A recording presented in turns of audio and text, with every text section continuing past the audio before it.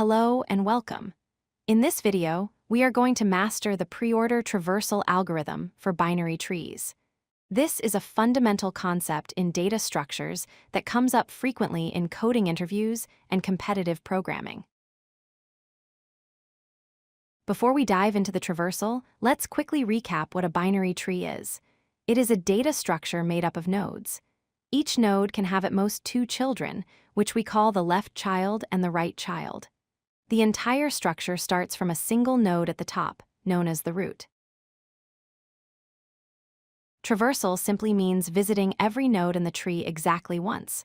For preorder traversal, the order is very strict. We always visit the root first.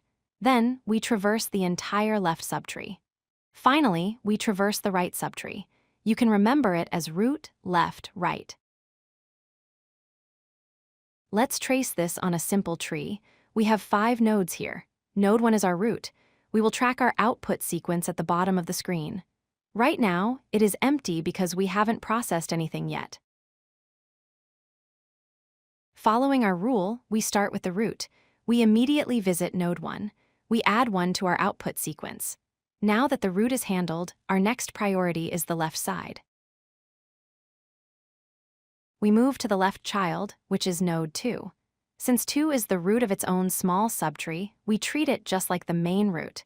We visit node 2 immediately and add it to our output. Then, we look to the left of node 2. We continue left to node 4. We visit 4 and add it to the output.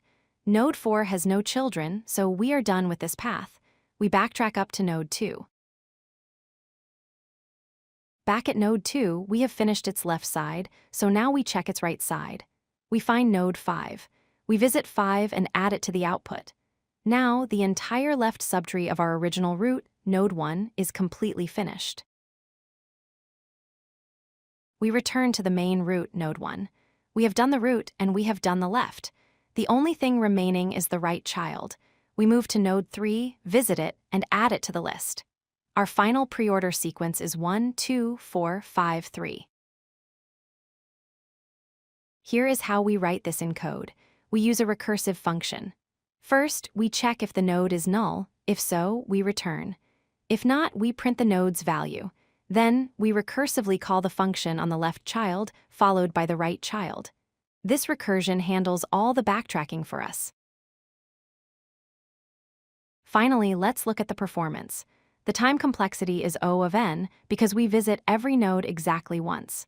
The space complexity is O of h, where h is the height of the tree. This space is used by the call stack during recursion.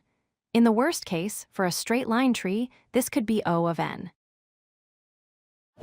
If you like this video, hit that like button and don't forget to subscribe.